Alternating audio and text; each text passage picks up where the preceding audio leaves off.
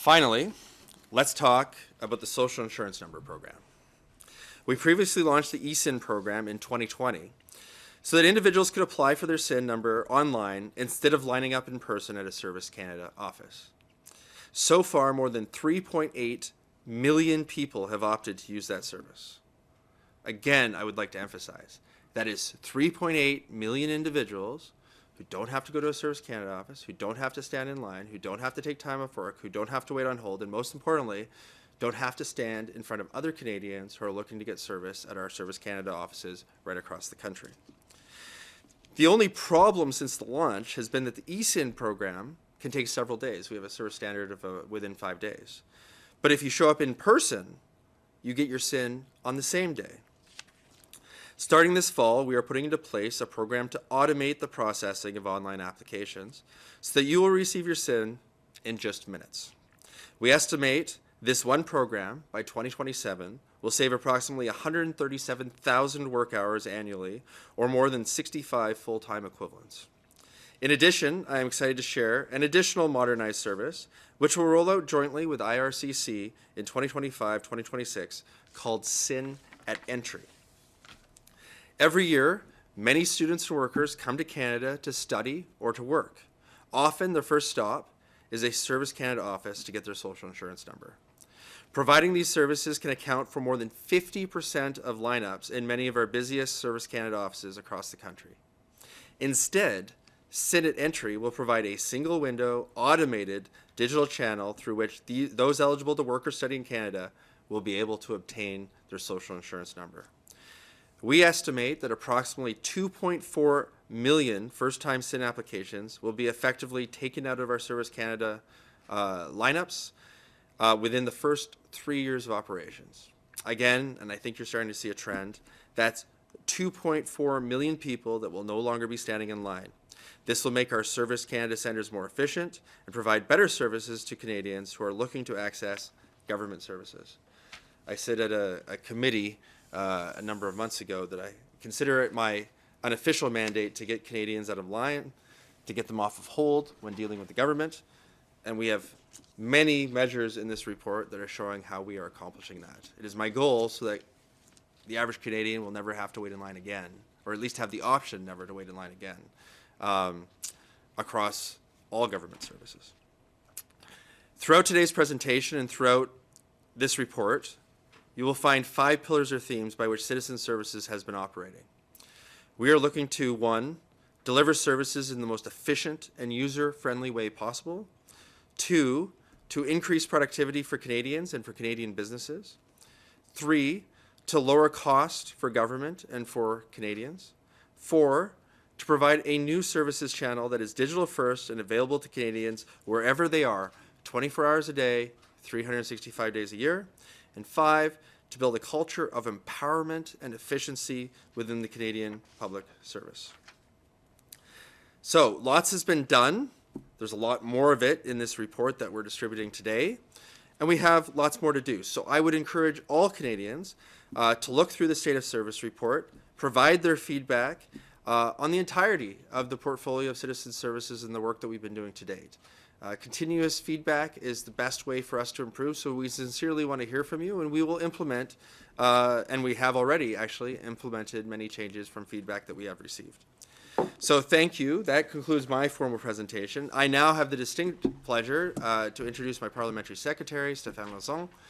Stéphane is no stranger to Citizen Services. In fact, before Citizen Services even exist, he was part of the task force of parliamentarians that was sent, and he's actually been to dozens and dozens and dozens of Service Canada centres right across the country, and he was part of implementing the report that had a lot of the ideas that we have now implemented over the last 18 months. He's actually part of the reason why Citizen Services exists in the first place. So, Stéphane, over to you.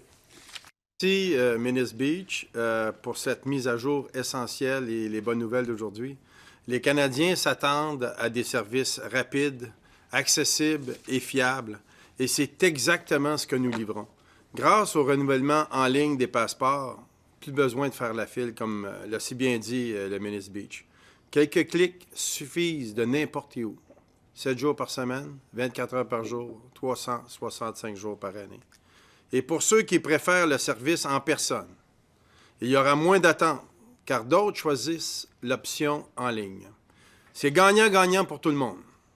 Nous améliorons aussi l'accessibilité, notamment dans le Nord, avec le traitement en 10 jours ouvrables, à Iqaluit ou à Yellowknife, où j'ai eu l'occasion de visiter. Et pour plus de transparence, nous garantissons un service fiable. Et si une demande complète prend plus de 30 jours ouvrables, les frais seront remboursés. Et au-delà des passeports, nous modernisons nos services pour mieux répondre aux besoins des Canadiens. Le point sur nos services montre les progrès réalisés, les délais réduits, les services numérisés, une meilleure accessibilité, que ce soit pour l'assurance-emploi ou que ce soit pour les numéros d'assurance sociale ou le régime canadien de soins dentaires. Notre gouvernement s'est engagé à rendre les services plus efficaces, abordables et sans obstacles inutiles. Nous avons fait du chemin et ce n'est que le début. Je vous encourage fortement de lire le rapport au complet que le ministre Beach vous a présenté à canada.ca, point sur nos services, et j'invite la population à utiliser les services numériques que nous avons offerts aussi aujourd'hui. Merci. Le premier ministre Trudeau, au moment de parler des tarifs, a évoqué l'idée d'améliorer l'assurance-emploi, de faire des changements là-dessus. J'aimerais savoir si vous étiez, si on vous a mis au courant, si vous étiez in the loop de cette discussion-là, et si oui, quel genre de changement à l'assurance-emploi il pourrait y avoir. Thank you for the question.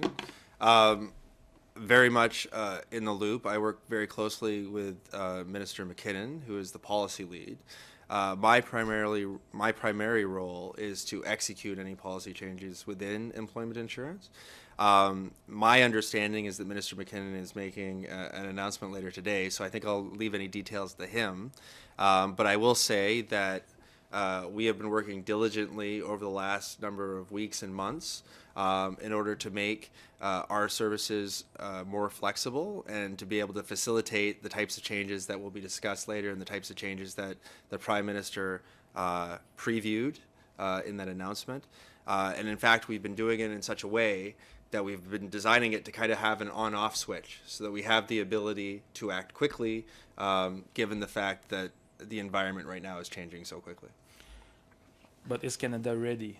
The government of Quebec is saying that it puts in jeopardy as many as 160,000 jobs if all those people go to EI. Is Canada ready to deliver EI to that many people laid off? Canada is absolutely ready to deal with any outcome, and we have been preparing for months. So I have a high degree of confidence, especially given that we have some of the highest service standards today that we've had in years within the program. And with the new technology, some of which I've announced this morning, we have increased flexibility to be able to implement either an increase in capacity within EI or new programs incredibly quickly. So yes, Canada is very prepared. Nous avons une question en ligne de Aimé Lemieux de Radio-Canada. Aimé, à vous la parole. OK, parfait. Bien, écoutez, quelques questions en rafale. Évidemment, on repense tous à ce qui s'est passé en 2022 là, avec ce qu'on appelait à l'époque la crise des passeports.